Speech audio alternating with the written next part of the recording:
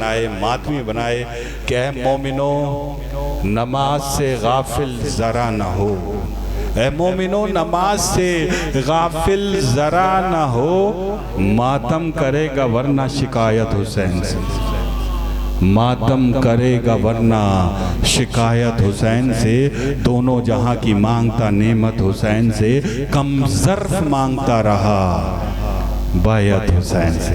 میں درخواست کر رہا ہوں ہاشمی برادران سے بارگاہ امامت میں نذرانِ عقیدت پیش کریں گے، ایک بار پھر مل کر بآواز بلند صلوات اللہ۔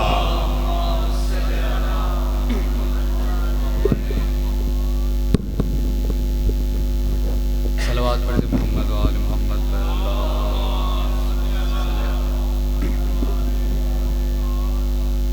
ایک منقبت اور دو سلام پھر آپ سے اجازت چاہیں گے۔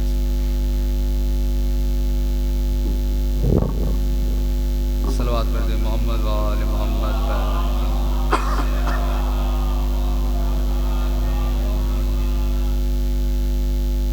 دے بیٹی یا راہب کو یا بیٹے تیری مرضی،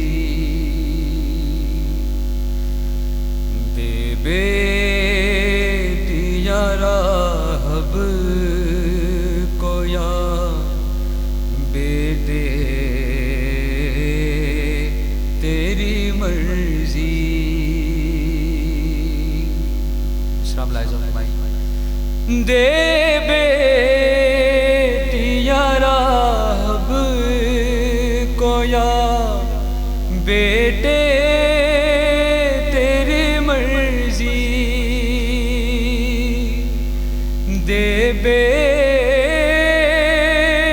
یا راہب کو یا بیٹے تیری مرضی،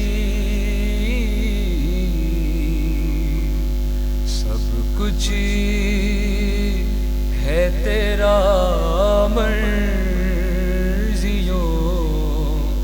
والے تیری مرضی، سب کچھ ہے تیرا مرضیوں والے تیری مرضی، فطر سے جو تکبر کی سزا کاٹ رہا ہے، فطر سے جو تکبر کی سزا کاٹ رہا ہے میرا گناہگار پر جیسے تیری مرضی ہے، میرا گناہگار پر جیسے تیری مرضی۔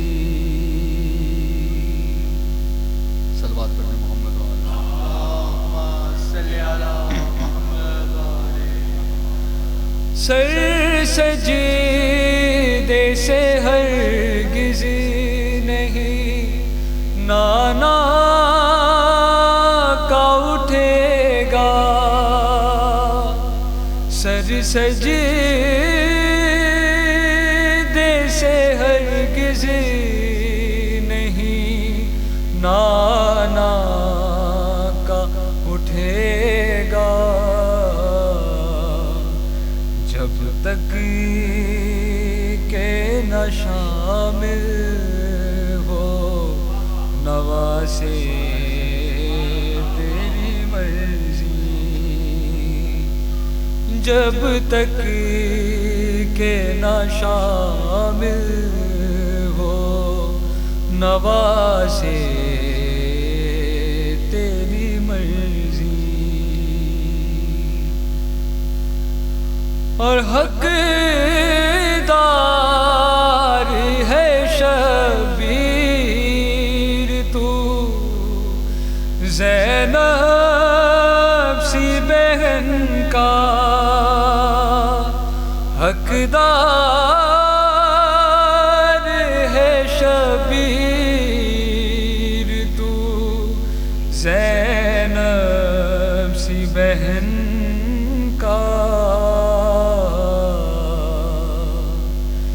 جو دیکھ کے چہرہ تیرا پڑھ لے تیری مرضی، جو دیکھ کے چہرہ تیرا پڑھ لے تیری مرضی۔ اور آخری شعر کہ یہ کہے کہ عطا کی ہے سکینہ اسے رب نے، یہ کہے کہ عطا کی ہے سکینہ اسے رب نے، مرضی ہے میری تیرے حوالے تیری مرضی، مرضی ہے میری تیرے حوالے تیری مرضی۔ صلوات پر محمد۔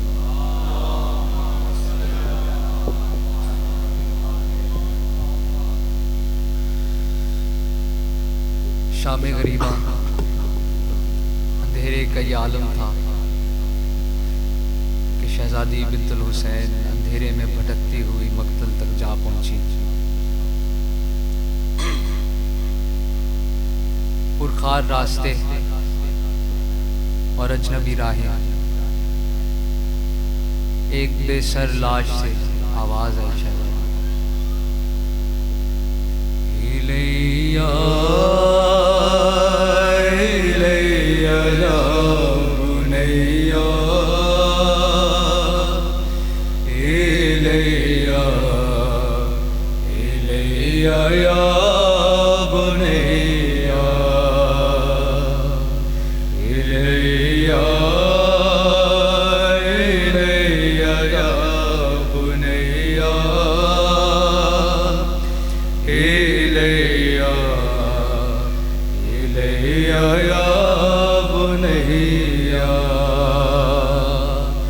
لاش بے سر سے آواز آئی،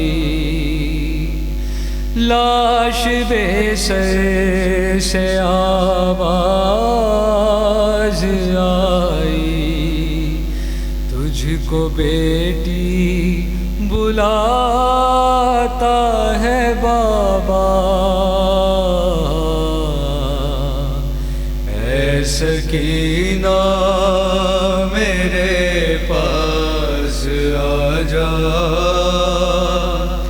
اے سکینہ میرے پاس آ جا، اے سکینہ میرے پاس آ جا،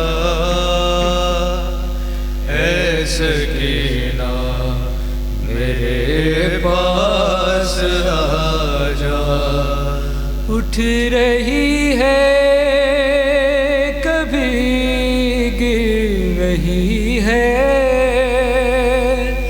اپنے بابا کو تو ڈھونڈتی ہے،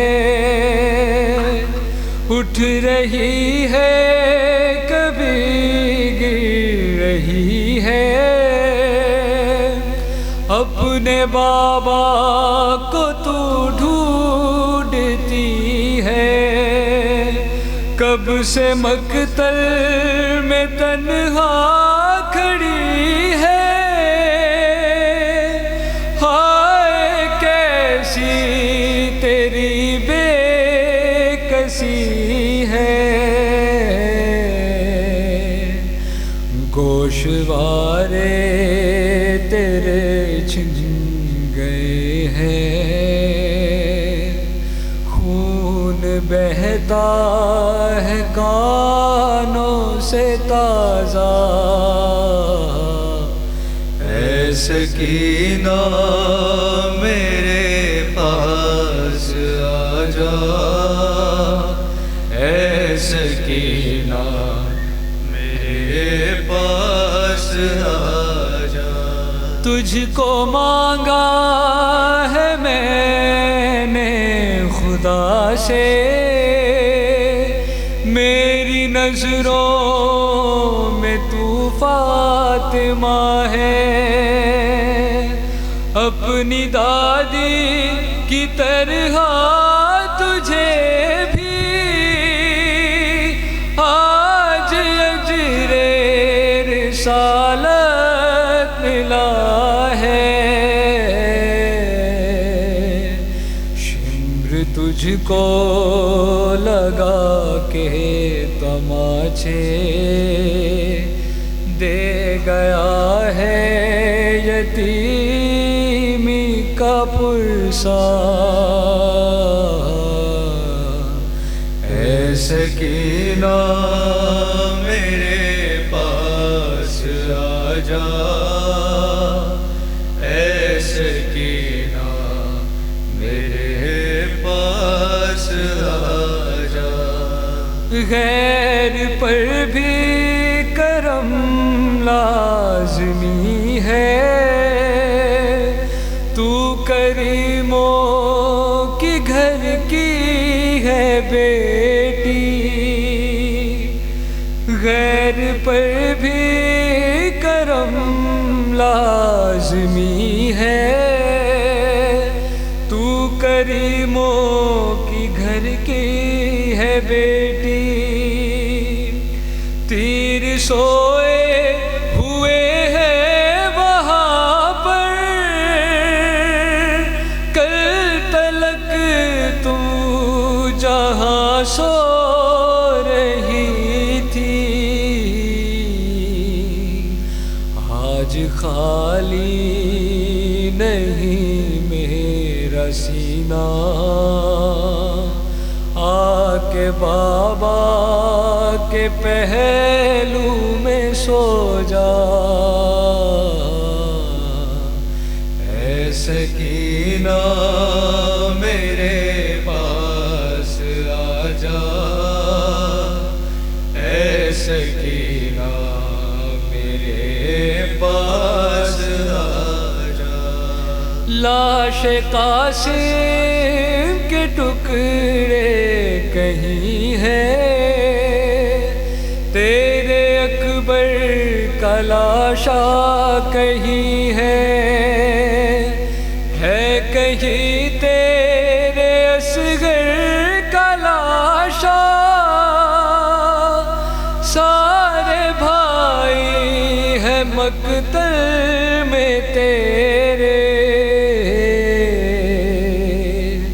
کوئی تجھ کو نہ مارے گا بی بی، چار جانب ہے لاشوں کا پہرا، سکینہ میرے پاس آ جا، اے سکینہ میرے پاس آ جا، سر تو نیزے پہ ہوگا ہمارا، بے کفن ہم یہیں پر رہیں گے، تیری غربت پہ روتے رہیں گے، پھر نہ جانے کہاں پر ملیں گے،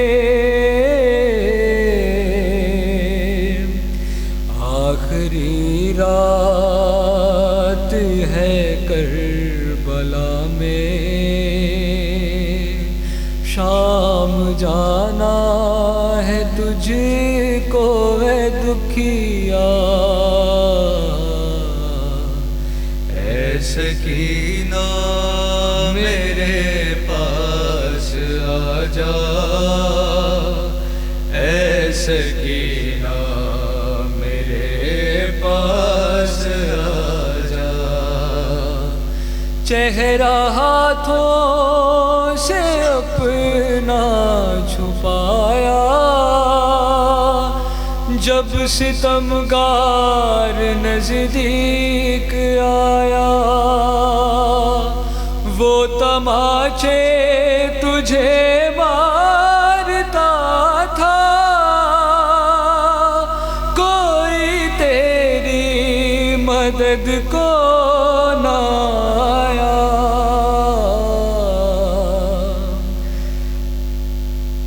شمر تجھ کو لگا کے تماچے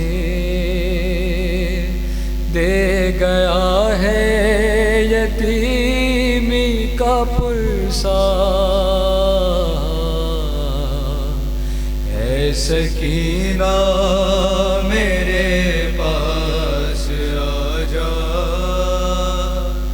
اے سکینہ میرے پاس آ جا، کربلا سے تکلم یہ بی بی شام کے قید خانے میں پہنچی، ایک شب تھا قیامت کا منظر، خاک سے وہ یہ کہہ کر جو اٹھی، الوداع الوداع کنبے والو، مجھ کو آواز دیتے ہیں بابا، الیہ الیہ یا بنیا، الیہ الیہ یا بنیا، صلوات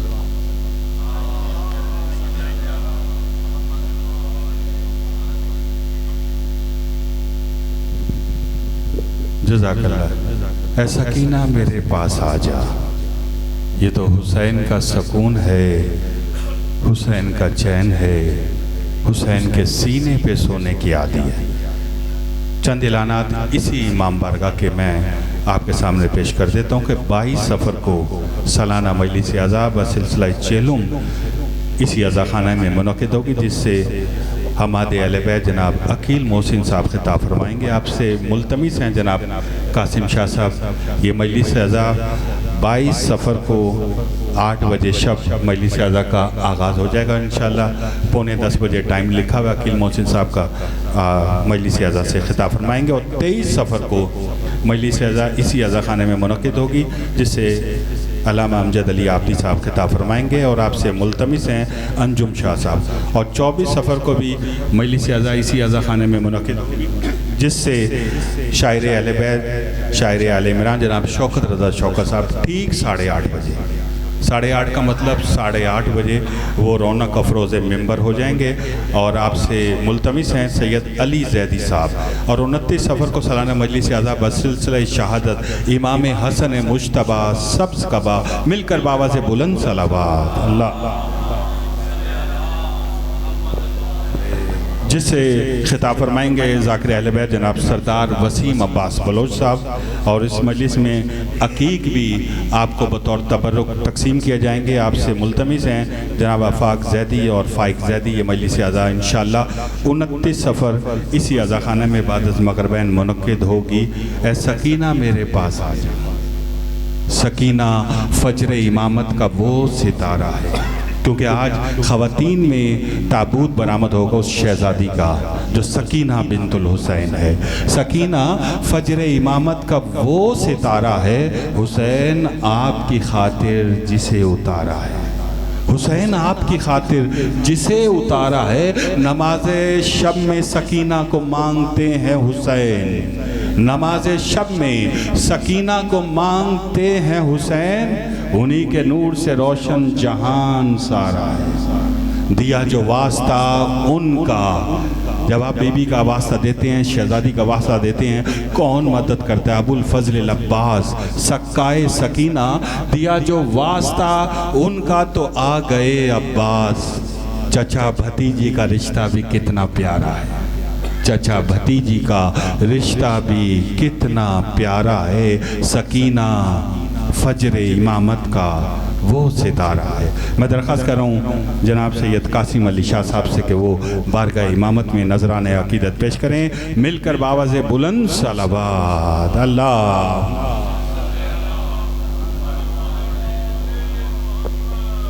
صلوات پڑھیے گا بآواز بلند۔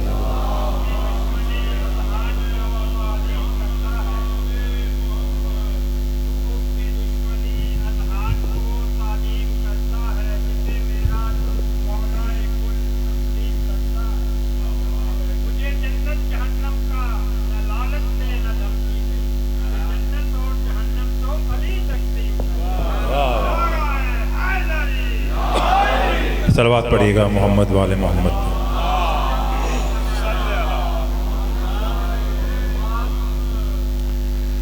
خلوص کی روشنائی لے کر بادیدائے تر حسین لکھنا،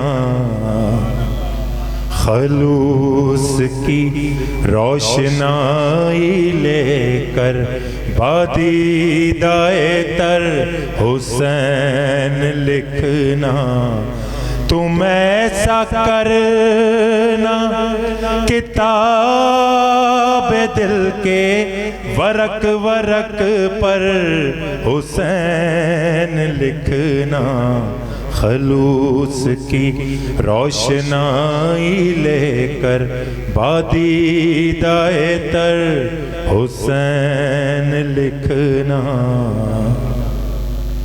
حروف خوشبو کے پھول بن کر تمہارے سینے میں کھل اٹھیں گے، حروف خوشبو کے پھول بن کر تمہارے سینے میں کھل اٹھیں گے، تم ایسا کرنا ہواؤں کی جھالروں پہ جا کر حسین لکھنا، تم ایسا کرنا ہواؤں کی جھالروں پہ جا کر حسین لکھنا،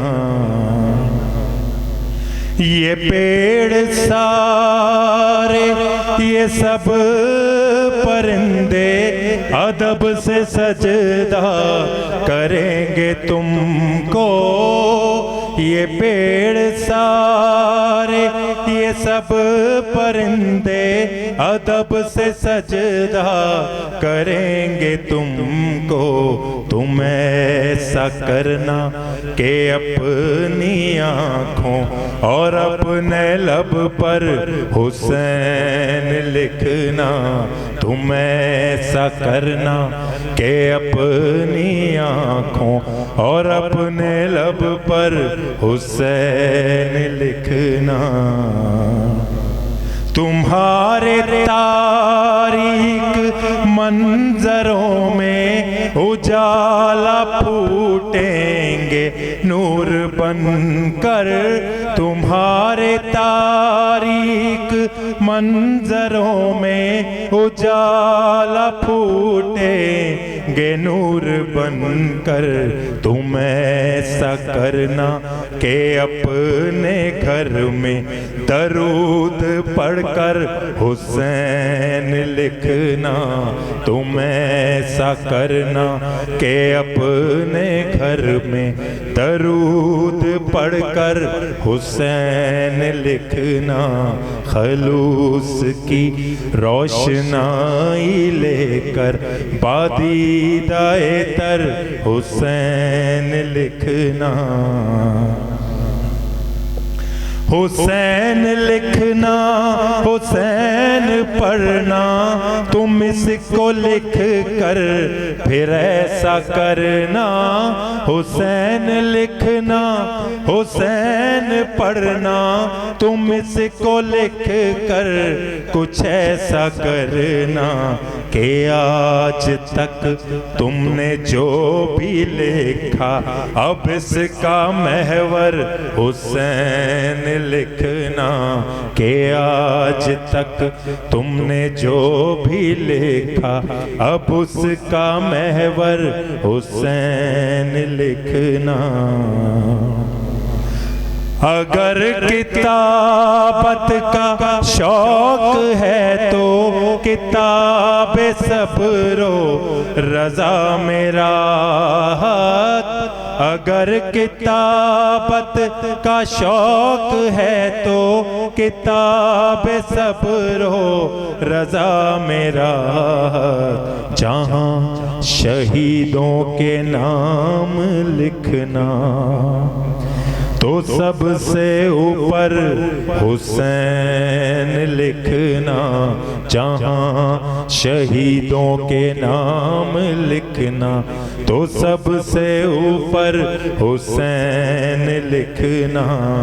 اور آخری شعر ہے، کہا یہ غازی کی ماں نے رو کر میرے تو بیٹے تو چل بسے ہیں، کہا یہ غازی کی ماں نے رو کر کہ میرے بیٹے تو چل بسے ہیں، تم ایسا کرنا جب آؤ میری لحد پہ آ کر حسین لکھنا، خلوص کی روشنائی لے کر بادیدہ تر حسین لکھنا۔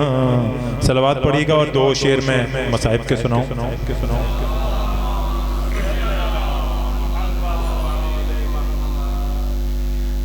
شمر کہتا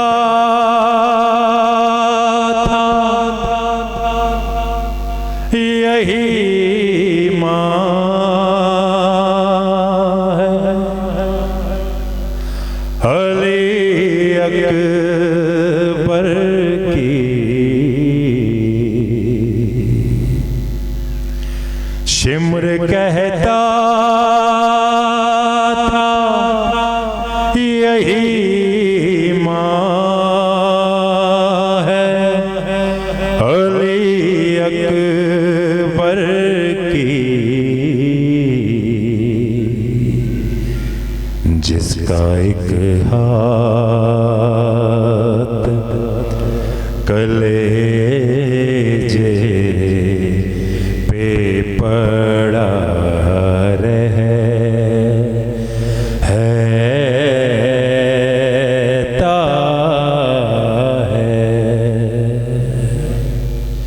شام ہوتی ہے تو اونٹوں سے اترتے ہیں حرم پر سرے شاہ تو نیزے پہ چڑھا رہتا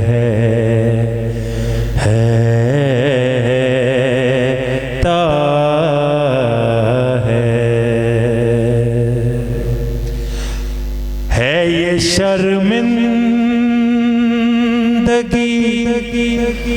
پانی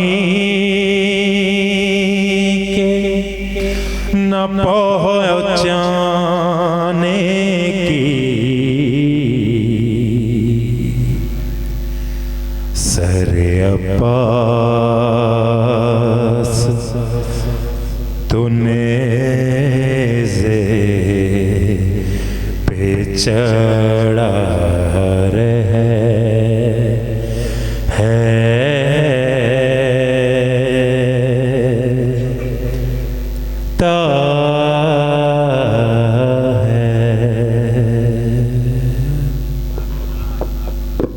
جزاک اللہ. جو کہ مصروف سلامی شہدہ رہتا ہے، گو وہ رہتا نہیں پر نام صدا رہتا ہے. مومن کرام ایک بار پھر اعلان سماعت فرما لیں کہ 22 سفر مجلس عزا پر سلسلہ چہلم اسی عزا خانے میں منعقد ہوگی، جس سے ہمارے اہل بیت جناب عقیل محسن صاحب خطاب فرمائیں گے اور اختتام پر شبیہ ذوالجناح برآمد ہوگی. اور آپ سے ملتمس ہے جناب سید قاسم علی شاہ، یہ مجلس عزا 22 سفر 8 بجے شب مجلس کا آغاز ہو جائے گا.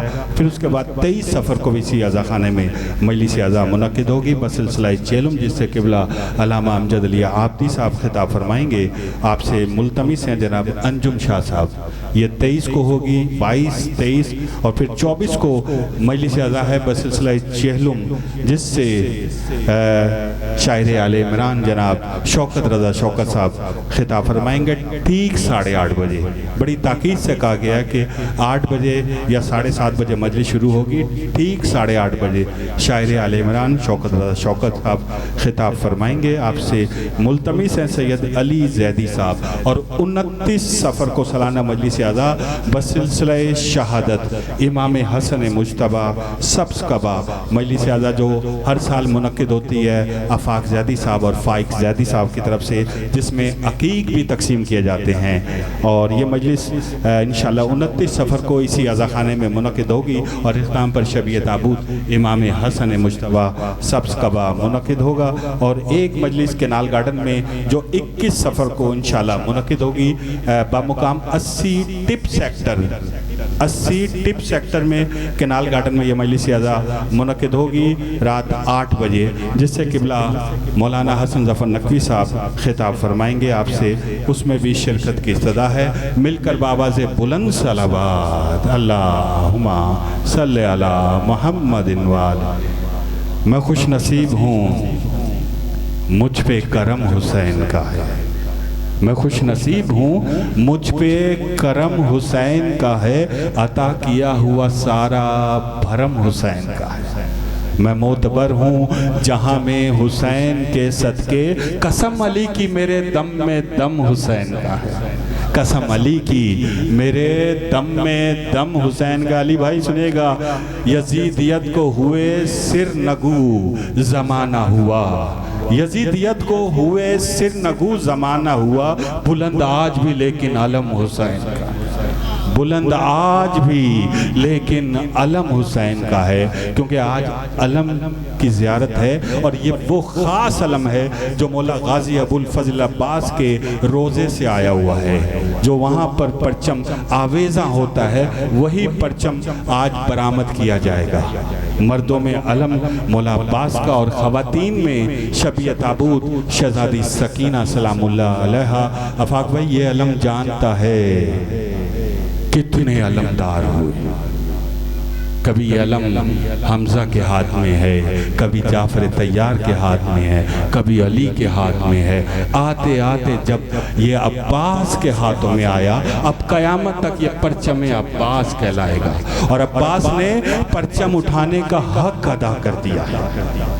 یہ وہی پرچم ہے جسے پرچم مصطفیٰ بھی کہتے ہیں، یہ وہی پرچم ہے جو پرچم اسلام ہے. یہ علم جانتا ہے کتنے علمدار ہوئے، کوئی حمزہ تو کوئی جعفر طیار، ایسے ویسے بھی کئی بار طلبگار ہوئے، یہ علمدار فقط حیدر کرار ہوئے.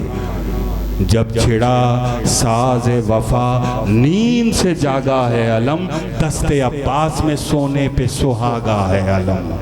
دست عباس میں سونے پہ سہاگا ہے علم. یہ جو میں بند پڑھ رہا ہوں اپنے بزرگوں کے لیے پڑھ رہا ہوں جو شروع سے آتے ہیں, سب سے پہلے آتے ہیں, اور یہ ایک مثال ہے. اگر ہم اپنے بزرگوں کے نقش قدم پہ چلیں تو ہماری مجلسیں ان ٹائم شروع ہوں, لیکن کوشش یہ کر جب فرش ازاں بچ گیا, اعلان ہو گیا, تو وہ بیبیاں آ جاتی ہیں. یہ بند ان کے لیے ہے کہ تیز دھوپ سے بچاتا ہے علم کا سایہ, پل میں تقدیر بناتا ہے علم کا سایہ, منزل عشق دکھاتا ہے علم کا سایہ, حوصلے دل کے بڑھاتا ہے علم کا سایہ. حوصلے ایسے بھلا اور کہاں ہوتے ہیں, اس کے سائے میں تو بوڑھے بھی جوان ہوتے ہیں. حوصلے ایسے بھلا اور کہاں ہوتے ہیں, اس کے سائے میں تو بوڑھے بھی جوان ہوتے ہیں. اور کل روز اربعین ہے. یہ واحد امام ہے کہ جن کا چہلم بھی ہے اور چہلم کا زیارت نامہ بھی ہے. قبلہ اسے بہتر انداز سے ڈیٹیل سے بتائیں گے, بالکل میں اشارتاً کرتا ہوا میں آگے بڑھ جاؤں گا. یہ واحد امام ہے کہ جن کا چہلم بھی منایا جاتا ہے اور چہلم کا زیارت نامہ بھی ہے. یہ واحد امام ہے کہ جن کی شہادت میدان جنگ میں ہوئی ہے. یہ واحد امام ہے کہ جن کی زندگی میں جن کے 2 بیٹے جناب علی اکبر اور جناب علی اصغر کو شہید کیا گیا. یہ واحد امام ہے جنہیں دعائے توسل میں ایھا الشہید کہہ کر پکارا گیا. یہ واحد امام ہے کہ جن کی قبر کو 10 بار شہید کیا گیا. یہ واحد امام ہے جنہیں تلواروں سے, خنجروں سے, تیروں سے, نیزوں سے, پتھروں سے, یہاں تک کہ ریت گرم اٹھا کے آپ کو ہزاروں زخم تھے آپ کے اوپر. یہ واحد امام ہے کہ جن کے گنبد کے نیچے دعائیں قبول ہوتی ہیں. یہ واحد امام ہیں کہ جن کے نام پر جنت میں ایک دروازہ ہے جسے باب حسین کہتے ہیں.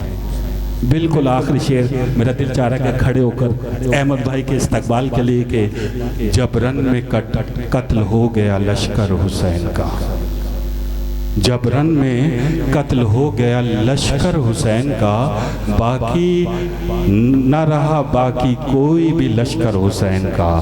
دشمن جو تھا ہر ایک ستمگر حسین کا, غل پڑ گیا کہ کاٹ لو افسر حسین کا. پیاسے پہ اب شام کے لشکر کا چھا گیا, مظلوم اہل ظلم کے نرغے میں چھا گیا. کہتا تھا کوئی تیر لگاؤ حسین کو, تلواروں سے لہو میں ڈباؤ حسین کو. کہتا تھا شمر گھیر کے لاؤ حسین کو, گھوڑے سے جلد نیچے گراؤ حسین کو. کیا چپ کے دیکھتے ہو منہ اس تشنہ کام کا, سر کاٹ لو حسین علیہ السلام کا, سر کاٹ لو حسین علیہ السلام کا.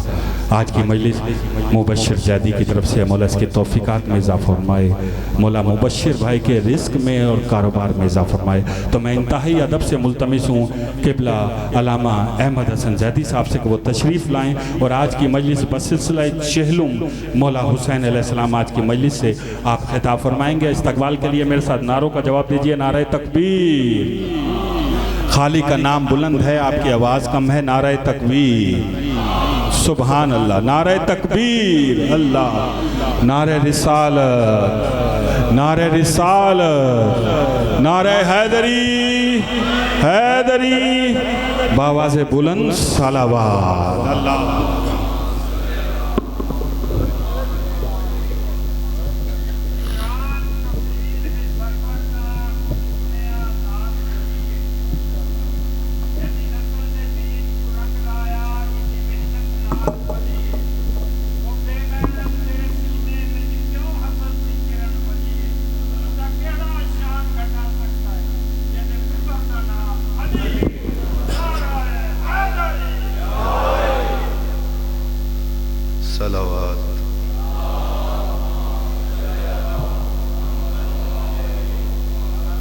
أعوذ بالله السميع العليم من الشيطان اللعين الرجيم.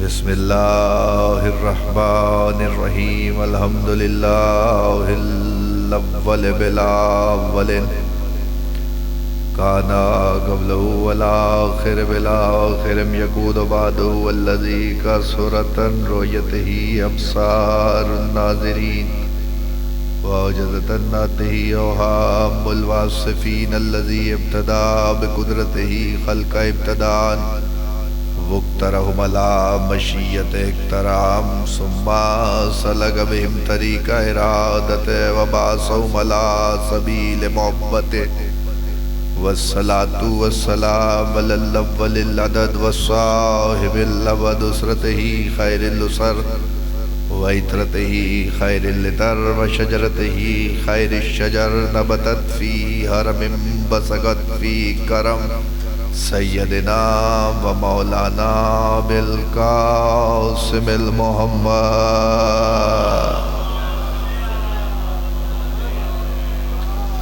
وإلى بيته الطيبين الطاهرين المعصومين المنتجبين المنتخبين الذين أذهب الله عنهم الرجس وطهرهم تطهيرا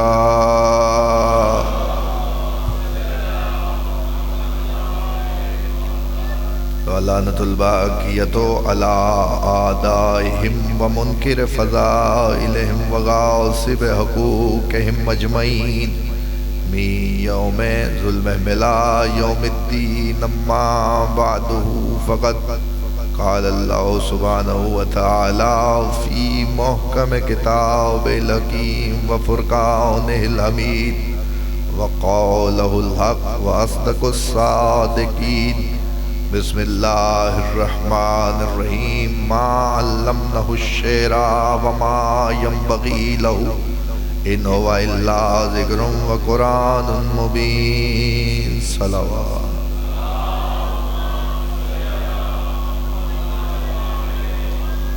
دعا گو پروردگار عالم بانیان کا انتظام و انصرام بارگاہ عزتی میں قبول و منظور فرمائے بھائی مبشر زیدی علی گلہ پروردگار عالم اس ذکر کے صدقے میں انہیں شفاء کامل و عاجل عطا فرمائے شب چہلوں میں جن جن احباب نے دعاؤں کی درخواست کی ہے پروردگار اس ذکر کے صدقے میں ان تمام کی دعاؤں کو مستجاب فرمائے دعاؤں کی قبولیت کے لیے مل کے باواز بلند صلوات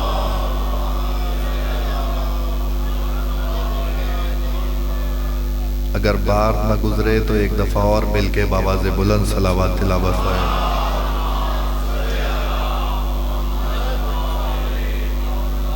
اجازت ہے صاحبان آپ کی کچھ دیر گفتگو کی جائے اس وقت سرنامہ بیان میں میں نے بڑی ہی معروف آیت آپ کے سامنے تلاوت فرمائی ہے جس میں پروردگار عالم اپنے محبوب کے لیے بیان کر رہا ہے ما علمنہ الشعر وما ينبغي له ان هو الا ذکر وقرآن مبین ترجمہ اگر دلوں پہ نقش ہو گیا تو بات آسان ہو جائے گی پروردگار عالم ارشاد فرما رہا ہے کہ میں نے اپنے رسول کو شاعری کا علم نہیں سکھایا توجہ فرمائیے قرآن کی آیت ہے ترجمہ اگر محفوظ ہو گیا تو بات آسان ہو جائے گی ما علمنہ الشعر وما ينبغي له اس لیے شاعری کا علم نہیں سکھایا کیونکہ وہ اس کے شایان شان نہیں ہے توجہ فرمائی صاحب شایان شان نہیں ہے اس لیے شاعری کا علم نہیں سکھایا اور پھر آگے ایک کوٹیشن رکھی پروردگار نے اور کہا کہ یہ جو کہتا ہے یا وہ ذکر ہوتا ہے یا قرآن مبین ہوتا ہے تھوڑا تھوڑا سا اگر صاحبان آپ آگے تشریف لے آئیں گے تو بات آسان ہو جائے گی جتنے میرے احباب جو بزرگ ہیں وہ بیٹھے رہیں جوان اٹھ جائیں کسی اگر کوئی شرعی عذر نہیں ہے تو تاکہ بات سمجھ میں آئے سب کے اور تاکہ پیغام آپ تک پہنچ جائے صلوات بھیج دیجئے محمد والے محمد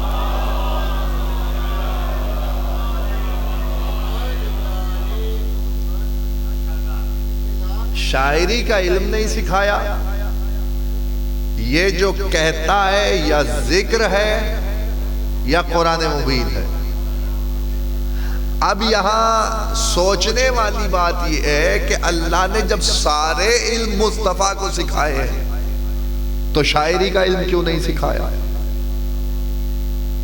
شاعری کا علم اس لیے نہیں سکھایا عزیزان کہ اللہ نے ہر نبی کو جو معجزہ دیا ہے وہ اس زمانے کے اعتبار سے دیا ہے۔ آپ بولیں، خاموش رہیں، میں تقریر اسی طریقے سے کرتا ہوں، آپ کے اذان عالیہ کی طرف بات منتقل کر رہا ہوں، بات اچھی لگے تو دعا ضرور فرمائیے گا، داد کی کوئی تمنا نہیں ہے، میں صرف دعا کی خاطر آپ سے اذن چاہتا ہوں کہ میں بات آپ تک پہنچا دوں۔ پروردگار عالم نے ہر نبی کو معجزہ اس زمانے کے اعتبار سے دیا ہے، یعنی حضرت موسیٰ کو عصا اور ید بیضا اس وقت دیا ہے جب جادو اپنے عروج پہ ہے، تو جادو کو باطل کرنے کے لیے جو معجزہ دیا اللہ نے وہ ویسا معجزہ تھا جو جادو کو باطل کر سکتا ہو۔ حضرت عیسیٰ علیہ السلام کو جو معجزہ پروردگار نے دیا وہ تھا مسیحائی، اور وہ اس لیے عطا کیا گیا تھا کیونکہ اس وقت طب اپنے عروج پہ تھی، تو طبیب یہ دعویٰ کر رہے تھے کہ ہم مادرزاد اندھے کو بینائی دے سکتے ہیں، کوڑ اور برس کے مریض کو جو اس وقت لا علاج تھا اس بیماری کی شفا کے لیے وہ لوگ کام کر رہے تھے۔ اس زمانے میں اللہ نے حضرت عیسیٰ کے ہاتھ میں شفا رکھ کے اتار دیا، یعنی مادرزاد اندھے کی آنکھوں پہ ہاتھ پھیرے عیسیٰ تو شفا مل جائے، اگر کسی مردے کو ہاتھ لگائیں تو وہ اٹھ جائے۔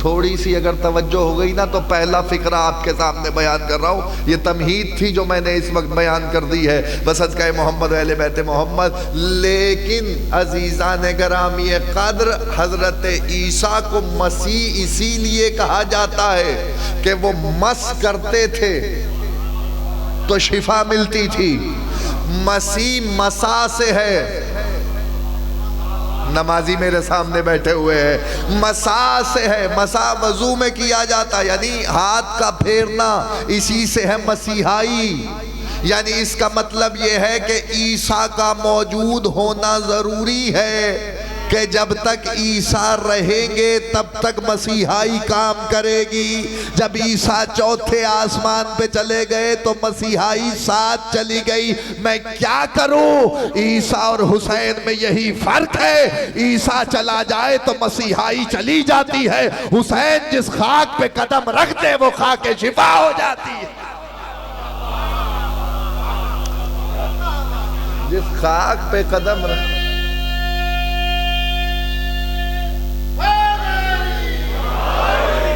جس خاک پہ قدم رکھ دیں وہ خاک شفا ہو جاتی ہے۔ میں بیان یہ کر رہا ہوں، اس وقت تفصیل میں جانے کا تو وقت نہیں ہے، لیکن میں جتنی بات آپ تک پہنچا سکوں بصدقہ محمد و اہل بیت محمد کہ زمانے کے اعتبار سے معجزہ دیا گیا۔ جہاں بات رکی ہے کہ اللہ نے شاعری کا علم کیوں نہیں سکھایا، جس زمانے میں قرآن اتر رہا ہے اس زمانے میں شاعری عروج پہ ہے، بڑے بڑے شعراء اس وقت اپنا کلام لکھتے ہیں، اور جب میلہ مکے میں سجتا ہے جسے عکاظ کا میلہ کہتے ہیں، اس میلے میں تمام شعراء اپنے کلام لکھ کے لاتے ہیں، اور پھر فیصلہ ہوتا ہے کہ کس کا کلام سب سے اچھا ہے، اور جو سب سے اچھا ہوتا ہے اسے کعبے کی دیوار پہ ٹانگ دیتے ہیں، اور سارا سال وہ کلام لٹکا رہتا ہے جب تک اس کی ٹکر کا کلام نہیں آ جاتا۔ اللہ ایسوں میں قرآن اتار رہا تھا، تو قرآن اتارتے ہوئے اللہ نے ایک بات کی ضمانت لے کے عرب والوں کو یہ بتا دیا، شاعری نہ سمجھنا، شاعری نہ سمجھنا، یہ کلام الہی ہے۔ اور پھر جو کہہ رہا تھا میں نے اپنے حبیب کو، محبوب کو میں نے شاعری کا علم نہیں سکھایا، اس نے پورا سورہ قافیے کے ساتھ اتار دیا۔ شاید بات مشکل ہو گئی ہے، میں آپ کے سامنے جو عرض کرنا چاہ رہا ہوں ایک لمحے کی دیری لگے گی۔ قافیہ مطلب ہم وزن لفظ، شعراء کو سنے ہوئے افراد بیٹھے ہیں. ہم وزن لفظ کون سا سورہ؟ بسم اللہ الرحمن الرحیم. انا آتیناک الکوثر فصل لربک وانحر انا شانئک هو الابتر.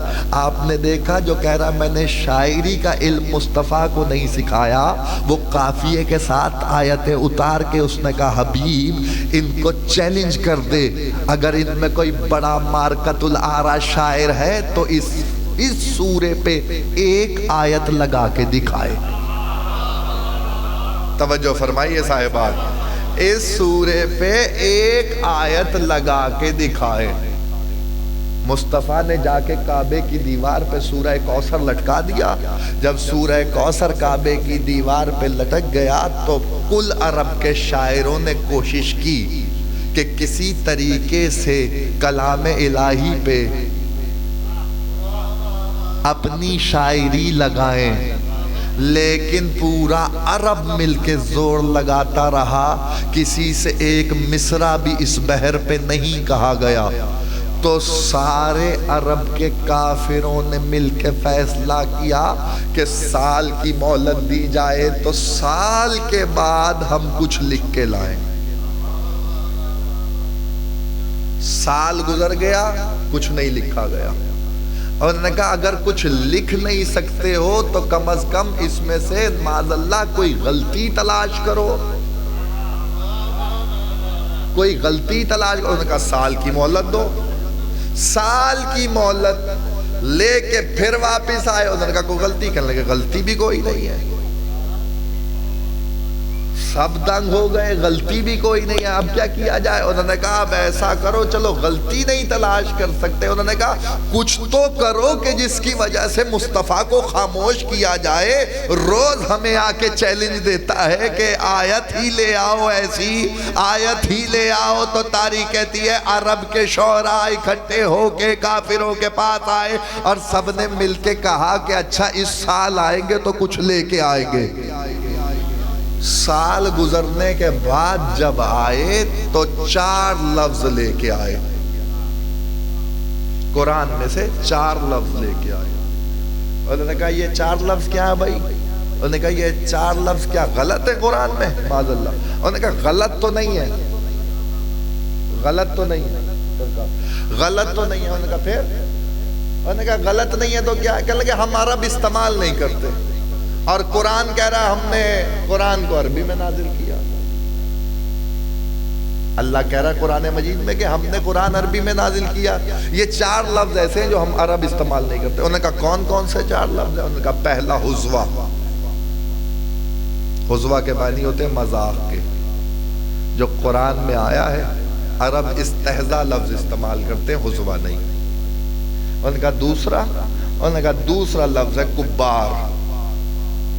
کبیر تو لفظ ہوتا ہے، کبار کوئی لفظ نہیں ہوتا، قرآن میں کبار آیا ہے. انہوں نے کہا تیسرا؟ انہوں نے کہا تیسرا لفظ ہے لا شے. شے تو ہوتا ہے، لا شے کچھ نہیں ہوتا. انہوں نے کہا چوتھا؟ انہوں نے کہا چوتھا عجاب. عجیب تو ہوتا ہے، عجاب کچھ نہیں ہوتا. یہ 4 لفظ اسدی صاحب لے کے قرآن مجید کے آ گئے شاعر. انہوں نے کہا ٹھیک ہے یہی کافی ہے، غلط تو نہ صحیح لیکن ہم عرب استعمال نہیں کرتے، یہی بات کافی ہے. بلا لو مصطفیٰ کو. پیغمبر کعبے کے قریب تشریف فرما تھے، سرکار کو بلایا، کہنے لگے 4 لفظ ملے ہیں قرآن میں جو ہم عرب استعمال نہیں کرتے اور قرآن میں ہے. سرکار نے کہا گھبرانے کی ضرورت نہیں ہے، میں اپنے خیمے میں ہوں، جو تم میں سب سے بڈھا ہے اسے لے کے میرے خیمے میں آ جاؤ. تقریر شروع ہوئی ہے. اب توجہ فرمائیے گا. 4 لفظ لے کے وہ آ گئے. سرکار نے کہا جو تم میں سے سب سے بڈھا ہے اسے لے کے میرے خیمے میں آ جاؤ. انہوں نے اپنے میں سے کافروں میں سے سب سے بڈھے کو لیا جو 90 سال کا تھا. 90 سال کے بڈھے کو لے کر وہ مصطفیٰ کے خیمے میں آئے. جیسے ہی وہ بڈھا خیمے میں داخل ہوا وہ یہ توقع کر رہا تھا کہ پیغمبر معلم اخلاق ہے، اخلاق کا درس دینے والا نبی ہے، جو اب تک بتا رہا تھا کہ بڑوں کی عزت کرو، بچوں سے پیار کرو۔ جیسے ہی وہ خیمے میں داخل ہوا، نبی اپنی مسند پہ بیٹھے رہے۔ وہ سمجھا کہ میرے استقبال میں مصطفیٰ اٹھیں گے، لیکن نبی نے اپنی جگہ سے ہلکی سی جنبش نہیں کی۔ وہ کافی دیر دیکھتا رہا، اور جب کافی دیر گزر گئی تو وہ خود کھسیانہ ہو کے بیٹھا۔ ادھر وہ بیٹھا، نبی اٹھ گئے۔ توجہ فرمائیے، ادھر وہ بیٹھا، نبی اٹھ گئے۔ وہ روب نبوت سے اٹھا، نبی بیٹھ گئے۔ میں نے کہا یا رسول اللہ، سوال ہے نا صاحبان، پہلا سوال ہے، اسی سے اندازہ لگانا ہے وفاق بھائی کہ مجمع کتنی دیر مجھے برداشت کر سکتا ہے بصدقہ محمد و اہل بیت محمد۔ کہنے لگے کہ میں نے سرکار کی بارگاہ میں التجا کی، اے خاتم المرسلین، اے رسول خدا، اے محبوب الہی، آپ تو معلم اخلاق ہیں، آپ اس بزرگ کے احترام میں کیوں نہیں اٹھے؟ تو آواز آئے گی کہ قرآن مجید مجھے صرف ڈیزگنیشن سے جانتا ہے۔ ڈیزگنیشن کیا ہے؟ وما محمد الا رسول، محمد کچھ نہیں ہے سوائے رسول کے، اس لیے جو عمل کرے گا وہ رسول کرے گا، ذاتی طور پہ کچھ نہیں کرے گا۔ جو منصب رسالت ہوگا وہی عمل انجام دے گا، فیصلہ ہو جائے گا۔ کتنی دیر اور مجھے پڑھنا ہے بصدقہ محمد و اہل بیت محمد؟ تو میں نے کہا یا رسول اللہ، آپ اس کے احترام میں کیوں نہیں اٹھے، اس کے استقبال میں کیوں نہیں اٹھے؟ تو آواز آئے گی میں منصب رسالت پہ فائز ہوں، اور میں کسی کافر کے احترام میں نہیں اٹھ سکتا۔ جو محمد کافر کے احترام میں نہیں اٹھتا، وہ جب ابو طالب آتے ہیں وہ اٹھ جاتا ہے۔ جب ابو طالب آتے ہیں وہ اٹھ جاتا ہے، منصب ہے۔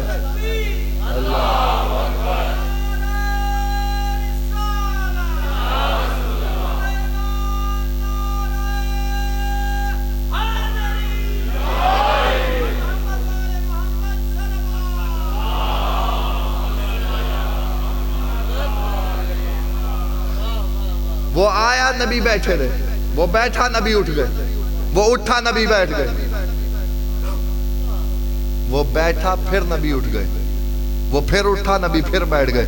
جب 4 دفعہ یہ عمل ہوا تو اس کے چہرے پہ ملال آ گیا، غصہ آیا، اور جب غصہ آیا تو اس نے پہلا فقرہ یہ کہا، مجھے نہیں پتا کون کتنا بیدار بیٹھا ہے، یا محمد اتتخذونی ہزوا،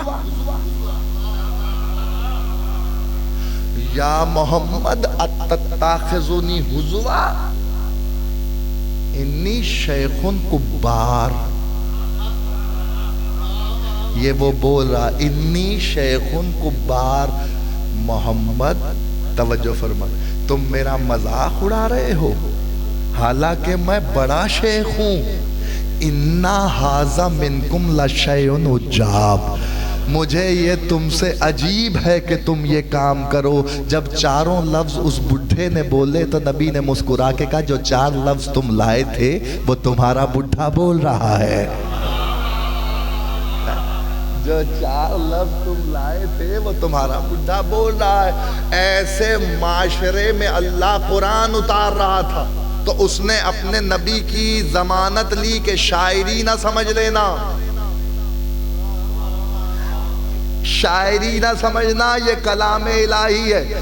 2 چیزیں ہیں، عرب والے، توجہ فرمائیے، عرب والے اپنے میں سب سے زیادہ کسی کو، توجہ، کسی کو بھی بولنے والا سمجھ نہیں سکتے تھے کبھی بھی، کیونکہ وہ سمجھتے ہی یہ تھے کہ زبان تو صرف ہم بولتے ہیں، باقی تو سب اجمی ہیں، یعنی باقی تو سب گونگے ہیں۔ اللہ نے ان میں قرآن اتارا، مصطفیٰ کا معجزہ ہے قرآن۔ دوسرا عرب کی سب سے بڑی طاقت یہ تھی کہ وہ اپنے آپ کو سب سے زیادہ شجاع سمجھتے تھے کہ ان سے زیادہ تو کوئی شجاع ہے ہی نہیں۔ علم کی جگہ جب قرآن اتارا تو شجاعت کی جگہ اس نے وارث قرآن مرتضی بنا کے اتارا تاکہ دنیا کو پتا چل جائے کہ قرآن کو دیکھنا، علم کو دیکھنا ہو تو قرآن دیکھ لو کہ مصطفیٰ کا معجزہ ہے، اگر شجاعت دیکھنی ہو تو مرتضی کو دیکھ لو، یہ بھی مصطفیٰ کا معجزہ ہے۔ اگر یہاں تک بات آ گئی تو جو بانیان نے حکم دیا ہے میں اس کی تعمیل کر رہا ہوں، وہ علی جو شجاعت کا پیکر ہے اور علم کا پیکر ہے، وہ تمنا کرے پروردگار مجھے ایک ایسا بیٹا عطا کر جو مجھ جیسا شجاع ہو، جو مجھ جیسا شجاع ہو۔ پروردگار مجھے ایک بیٹا عطا کر جو مجھ جیسا شجاع ہو، بہادر ہو۔ تو اللہ نے 4 شعبان کو علی کے گھر میں علی کو اتارا۔ لفظ ہی ہوتے ہیں صاحبات، علی کے گھر میں علی کو اتارا، ہو بہو علی، صورت میں، سیرت میں، کردار میں، گفتار میں، رفتار میں، شجاعت میں، تلوار کے وار میں۔ ابھی میں آیا تو میرے عزیز تراب بھائی تشریف فرمایا، انہوں نے کہا قبلہ صفین سنا دیجئے۔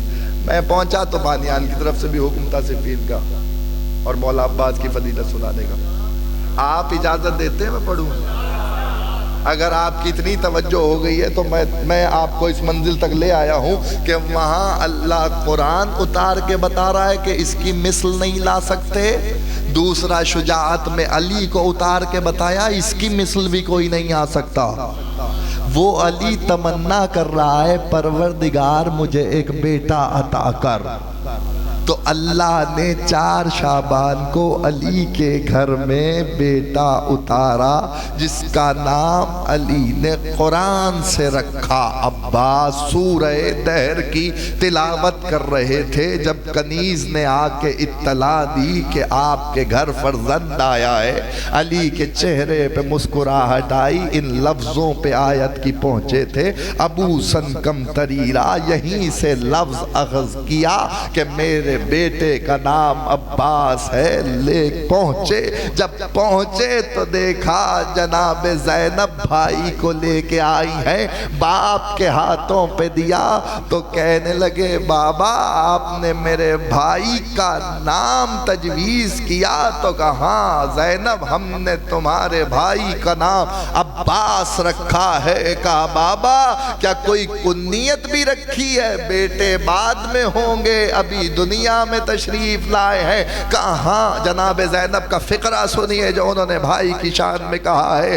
انہوں نے کہا، جناب امیر المومنین نے کہا ہاں زینب ہم نے تمہارے بھائی کی کنیت ابو الفضل رکھی ہے۔ تو جناب زینب نے کہا ہاں بابا، فضیلتیں عباس کی طرف رجوع کر رہی ہے، فضیلتیں عباس کی طرف رجوع کر رہی ہیں، یعنی فضیلت تب تک فضیلت نہیں بنتی جب تک عباس کے قدموں میں نہ آ جائے، جب تک حضرت ابو الفضل عباس کے قدموں میں نہ آ جائے۔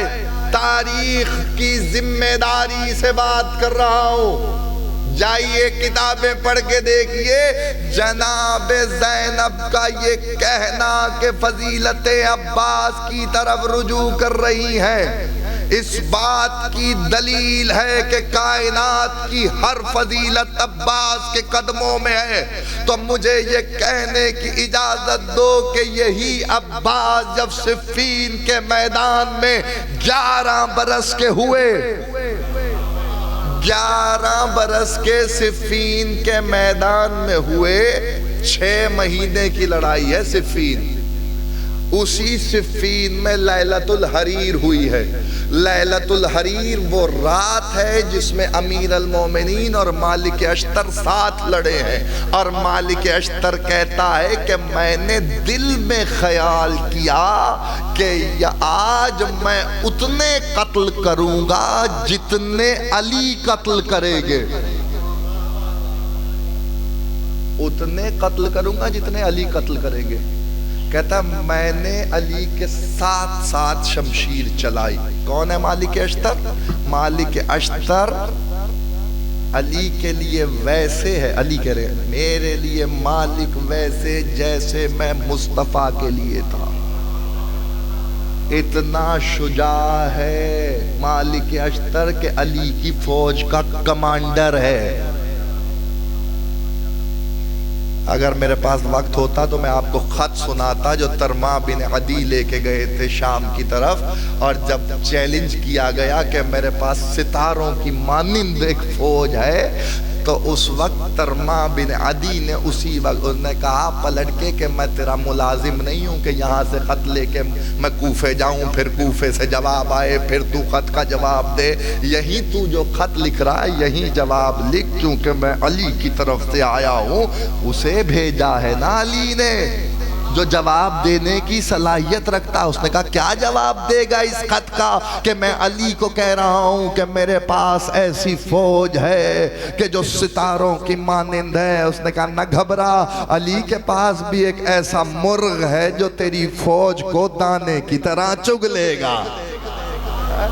علی کے پاس بھی ایک ایسا مرغ ہے جو دانے کی طرح تیری فوج کو چن لے گا، جسے مالک اشتر کہتے ہیں. اتنا بہادر ہے مالک اشتر کہ علی کہہ رہے ہیں میرے لیے ایسے جیسے میں مصطفیٰ کے لیے تھا. توجہ، تاریخ نے لکھا لیلۃ الحریر میں علی کے ساتھ ساتھ لڑے تو کہنے لگے یا علی، جب صبح فجر نمودار ہوئی تو کہنے لگے یا علی آج میں نے اتنے قتل کیے ہیں جتنے آپ نے قتل کیے ہیں.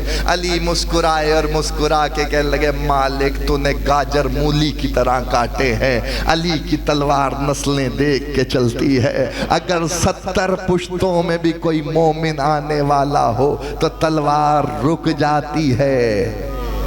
یعنی آپ نے دیکھا علی کی تلوار کا کیلیبر یہ ہے کہ وہ نسلیں پہچانتی ہے. جس کی تلوار نسلیں پہچانتی ہو اسی کو لائق دیتا ہے کہ مصطفیٰ کہیں کہ یا علی تیری محبت نسلوں کی پہچان ہے.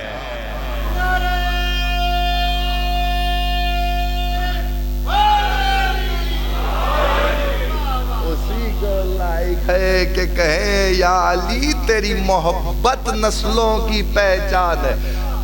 علی اس 6 مہینے کی لڑائی میں توجہ کیجئے گا، لشکر سامنے جو آیا اسے کہتے کتیبہ شیبہ. آقا کلاباسی نجفی اپنے وقت کے بہت بڑے عالم گزرے، انہوں نے کتاب لکھی خصائص عباسیہ. اس کتاب سے یہ واقعہ میں نقل کر رہا ہوں. صاحبان تھوڑی سی اگر توجہ ہو گئی تو بات منزل سے قریب ہو گئی ہے. آج کی حد تک بصدقہ محمد و اہل بیت محمد جملے یاد رکھیے گا.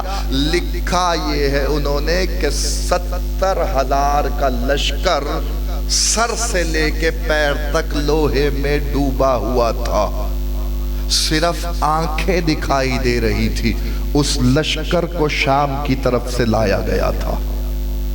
علی نے اپنے 11 پسر اس وقت جو موجود تھے ان پہ نگاہ دوڑائی، اور نگاہ دوڑانے کے بعد علی نے آواز دی کون ہے جو آج میدان میں حملہ کرنے کے لیے جائے. میں جنگ سنانے جا رہا ہوں، اطمینان رکھیے گا. اگر اتنی خاموشی رہی تو پھر جنگ ٹھنڈی ہو جائے گی، اور جنگ کبھی ٹھنڈی نہیں ہونی چاہیے. اور عباس لڑ رہے ہوں،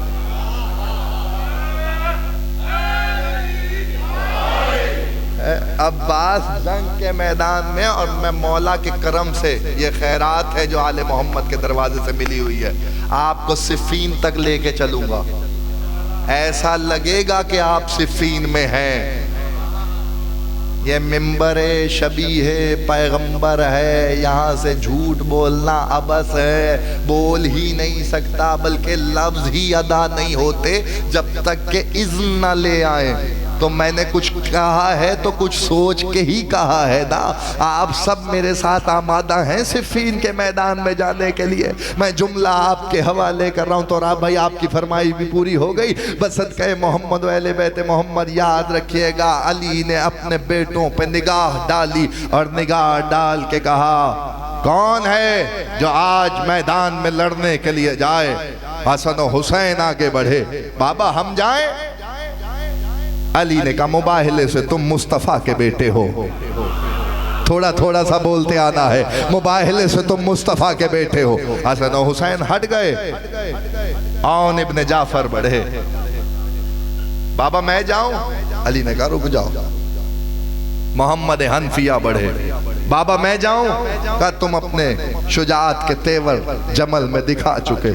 بڑا بہادر ہے محمد حنفیہ. خدا کی قسم اتنے بہادر تھے کہ لوہے کی زرہ ہاتھ سے پھاڑ دیتے تھے. اتنا بہادر محمد حنفیہ تلوار لے کے جب میدان میں جاتے تھے تو چوکڑی مار کے بیٹھ جاتے تھے اور کہتے تھے لڑیں گے بعد میں، پہلے مجھے اٹھا کے دکھا. یعنی اتنا شجاع علی کا پسر.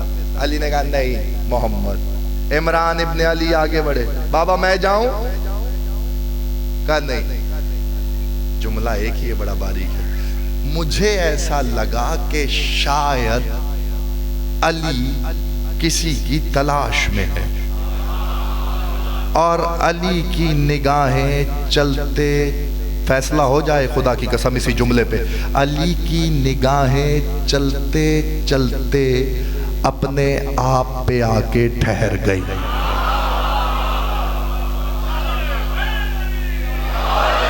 اپنے آپ پہ آ کے رک گئیں. علی کی نگاہیں اپنی نہیں ہیں. عین اللہی نگاہوں سے علی نے عباس کا انتخاب کیا. اور جملہ ایک ہی ہے خدا کی قسم پوری تقریر اس فقرے پہ قربان کر دو. علی نے کہا عباس آج علی کا ارادہ ہے کہ خود کو لڑتا ہوا دیکھے. آج علی کا ارادہ ہے کہ خود کو لڑتا ہوا دیکھے. بابا جیسے آپ کی مرضی. 11 برس کے صفین کے میدان میں حضرت ابو الفضل عباس اور جب گھوڑے پہ سوار ہوتے تھے تو پیر زمین پہ قد دیتے تھے. یہی مورخ کا جواب ہے جس نے لکھا کہ علی کا قد ذرا چھوٹا تھا. علی نے کہا عباس میری شبیہ ہے. شبیہ اسی کو کہتے ہیں جو ہو بہو ایک جیسی ہو. تاریخ نے لکھا عباس نے ارادہ کیا کہ گھوڑے پہ سوار ہو. علی نے چاہا عباس ایسے نہیں، آج ایسے جانا ہے جیسے مجھے مصطفیٰ نے خندق کے میدان میں بھیجا تھا. بابا جیسے آپ کا اذن ہو عباس ویسے جائے گا. آؤ عباس میرے خیمے میں آؤ. وہ صندوق نکالا جس میں تبرکات رکھے تھے رسالت اور امامت کے. امامہ اٹھایا رسول کا عباس کے سر پہ رکھا. دستار رسالت عباس کے سر پہ آئی. دستار عبا رسول کی عبا حضرت عباس کے دوش پہ آئی.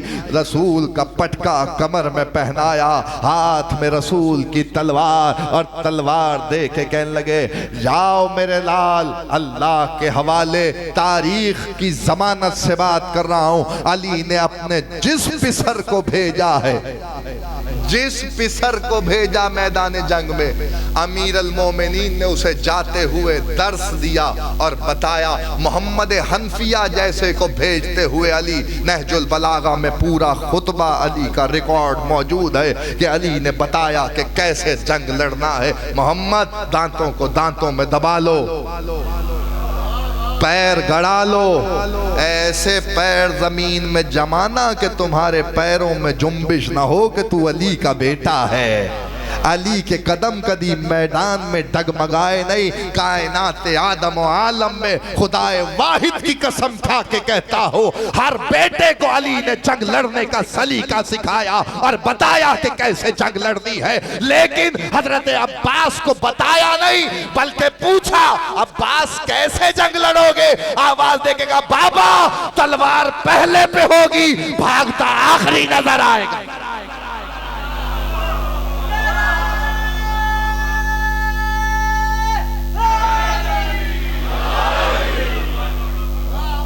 تلوار پہلے پہ ہوگی بھاگتا آخری نظر آئے گا. بوسا دیا پیشانی پہ سینے سے لگایا. گھوڑے پہ سوار ہوئے عباس. چہرے پہ علی نے نقاب ڈالا. عباس کے چہرے پہ نقاب ڈالنا تھا. مالک اشتر نے گھوڑا برابر کیا. آپ کے کیا کہہ دے, آپ کی سماعتوں کے کیا کہہ دے. مالک اشتر نے اپنا گھوڑا برابر کیا. برابر کر کے کہنے لگے عباس چہرے پہ نقاب ڈال کے تو ہو بہو علی لگ رہے ہو. تو کہنے لگے چچا مالک اگر نقاب ہٹا بھی دوں تو کوئی نہ پہچانے علی ہے کہ عباس ہے. لشکر کتیبہ شیبہ 70,000 کا لشکر عباس کی آنکھوں کے سامنے تھا. ادھر ابو الفضل عباس میدان جنگ میں آئے. چہرے پہ نقاب ڈلا ہوا تھا. ان عربوں سے لڑنے کے لیے عباس میدان میں آئے تھے جو تلوار کے وار سے پہچانتے تھے کہ کون تلوار چلا رہا ہے. گھوڑے پہ بیٹھنے کے طریقے سے بتاتے تھے کہ کون لڑنے کے لیے میدان میں آیا ہے. عباس نے نقاب ڈال کے جب لشکر کتیبہ شیبہ پہ حملہ کیا 70,000 کا لشکر 70 ٹولیوں میں بٹا. ہر ٹولی کے پیچھے سے آواز آ رہی تھی بھاگو کے پیچھے علی ہے, بھاگو کے پیچھے علی ہے, بھاگو کے پیچھے علی ہے. مالک اشتر کہتا ہے میں یہ سارا ماجرا دیکھ رہا تھا. اچانک میں نے دیکھا ایک گھڑ سوار ہے جو دوسری طرف سے نقاب ڈال کے حملہ کرتا ہے. پورا پنڈال بولے داد تھوڑی ہے, جملے کا وزن زیادہ ہے. کہتا ہے مالک کہتا ہے میں بڑا پریشان ہوا. ایک جیسی تلوار چمکی, ایک جیسے وار ہوئے, ایک جیسا ہاتھ چلا, ایک جیسی گردنیں اڑی, ایک جیسے جسد زمین پہ گرے. کہتا ہے میں نے دیکھا علی کے خیمے سے گرد اڑ رہی تھی. لشکر شام چلا رہا تھا کیا ایک علی کم تھا جو دو علی.